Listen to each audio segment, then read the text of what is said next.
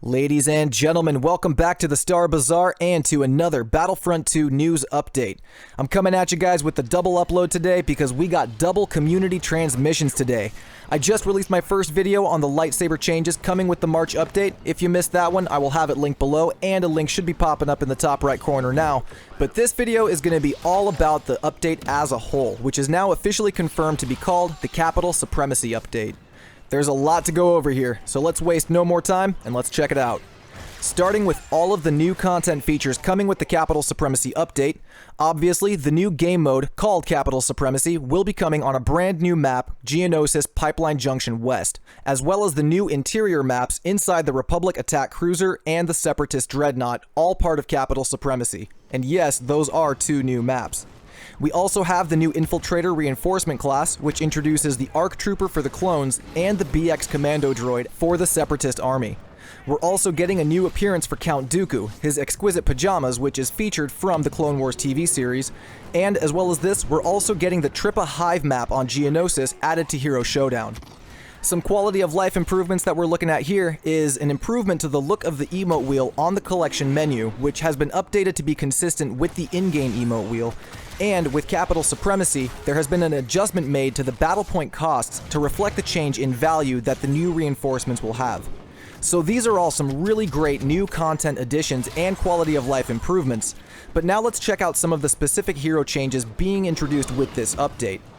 First off, there's a recap for the improved lightsaber combat coming in this update, which again, if you missed my first video on, you can get to it by clicking on the link in the description below.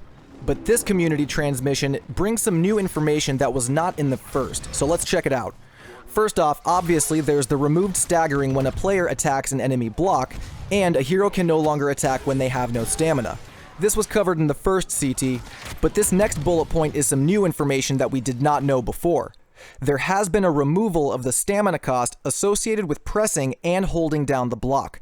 So simply putting the block up and holding it up will not deplete your stamina. Your stamina will only go down if you actually deflect blaster bolts or another lightsaber. Now check this out, this is probably my favorite part about this whole thing.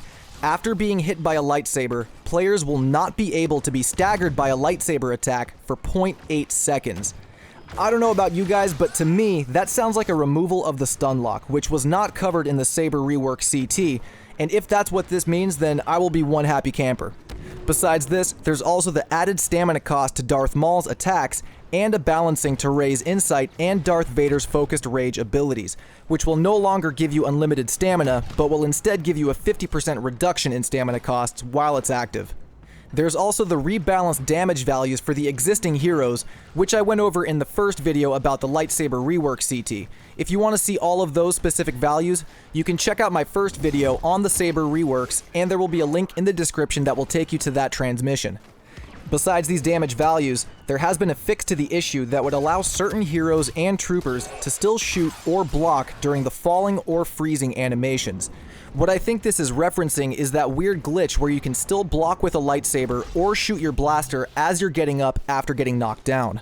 A very welcome change, because it is pretty annoying when you're about to finish someone off and they're able to just deflect the next attack you throw at them as they're getting up. It really shouldn't happen, so this is good to hear. Now we're getting into some specific hero changes, and we're going to start with Anakin Skywalker. So Annie has had the timing of his abilities improved in order to allow for more timely attacks after an ability is performed. He's also had an adjustment to the button placement of his abilities in order to allow for more intuitive controls.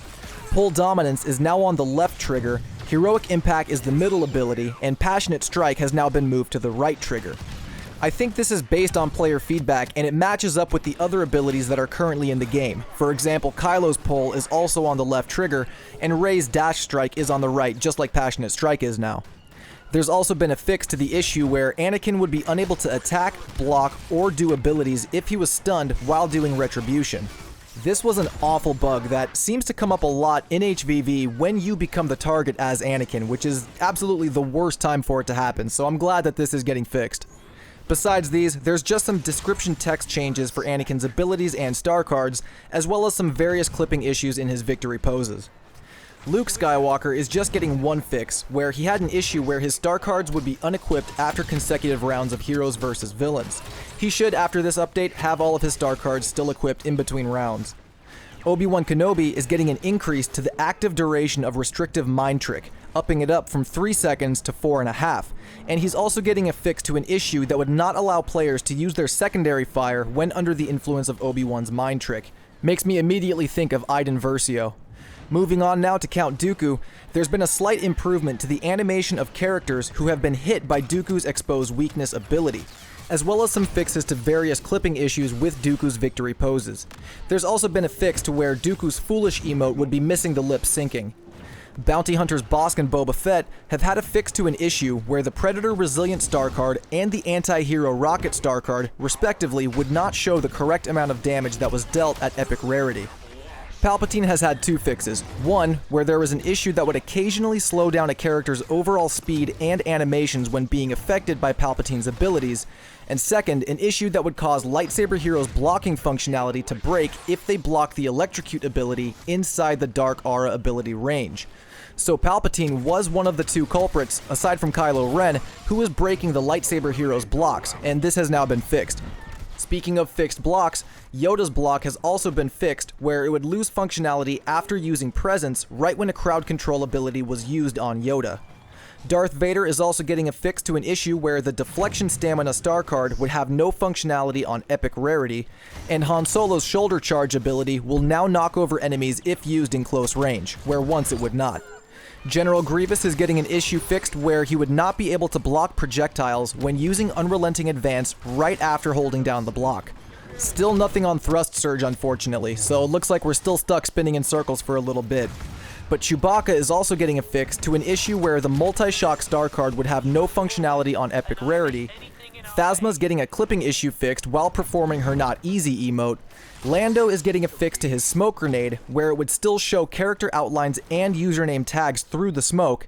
And finally, Kylo Ren is getting an issue fixed where the combination of his Freeze and Pull ability would cause the blocking functionality of other lightsaber heroes to break.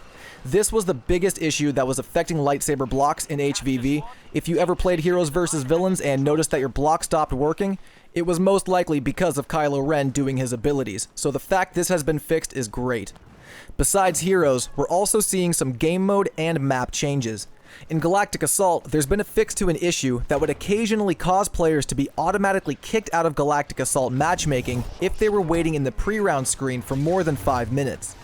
There's also been a fix to Strike Mode, where the match would not start if the team sizes were unbalanced at the beginning.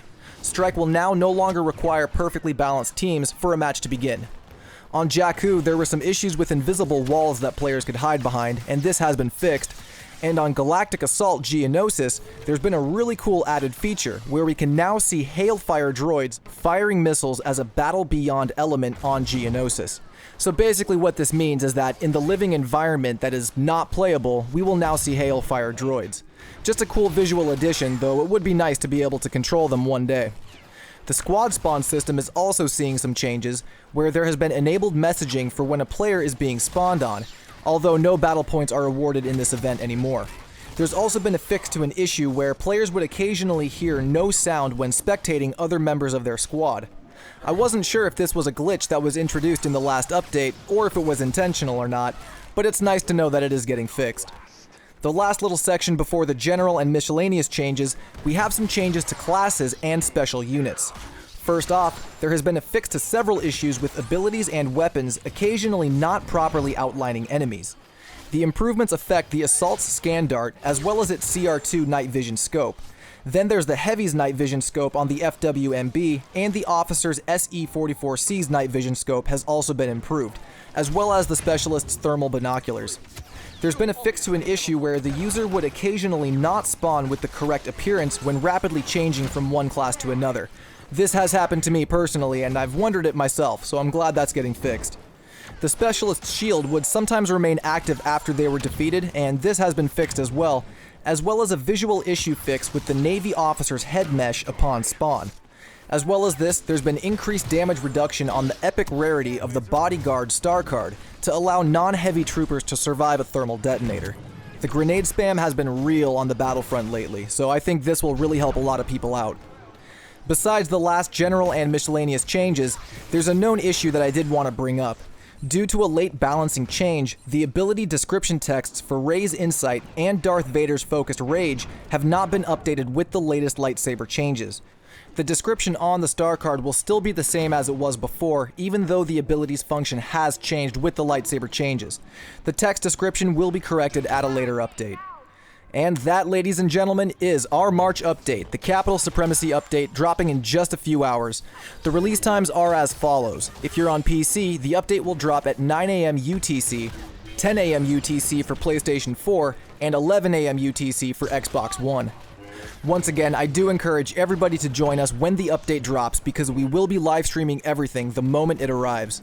But these are the patch notes for the March update. Thank you all so much for joining us today, ladies and gentlemen. Hit that thumbs up button if you like the video. Consider subscribing if you're new. This has been your boy, Turkish Delight, and I will see you all out on the battlefront. Peace.